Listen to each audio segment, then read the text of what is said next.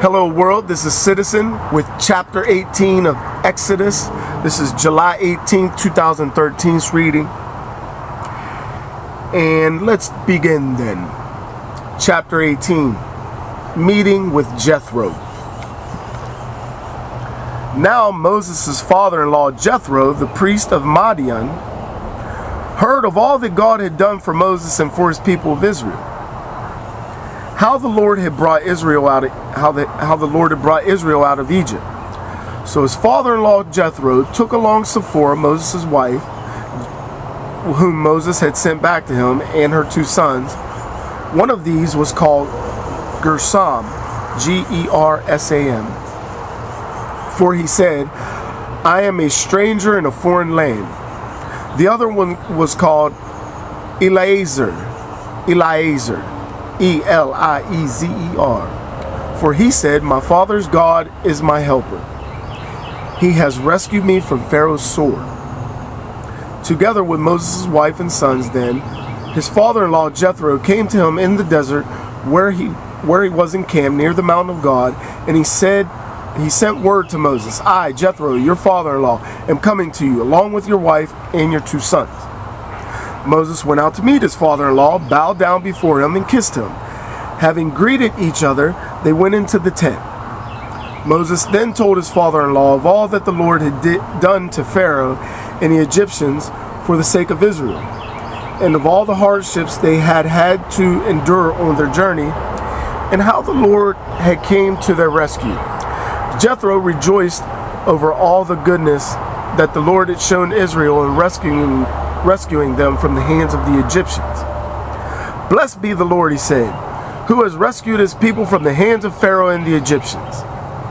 Now I know that the Lord is a deity great beyond any other, for he took occasion of their being dealt with insolently to deliver the people from the power of the Egyptians.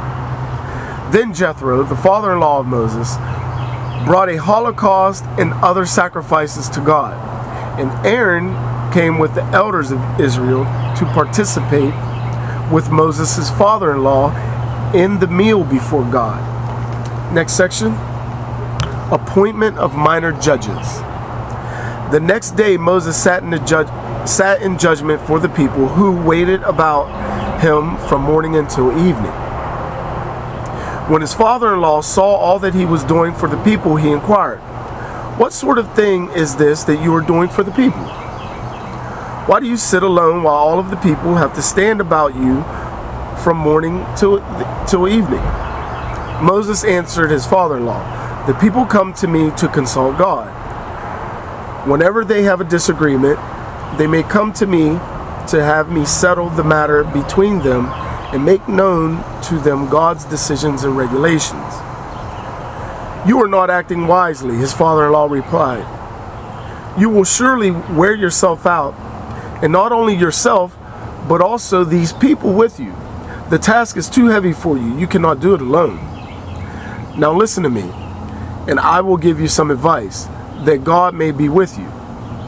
Act as the people's representative before God, bringing to him whatever they have said. Enlighten them in regard to the decisions and regulations, showing them how they are to live and what they are to do. But you should also look among all the people for able and God-fearing men, trustworthy men who hate dishonest gain, and set them as officers over the groups of thousands and hundreds of fifties and of tens. Let these men render decisions for the people in all ordinary cases. More important cases they should refer to you, but all the lesser cases they can settle themselves. Thus your burden will be lightened, since they will bear it with you.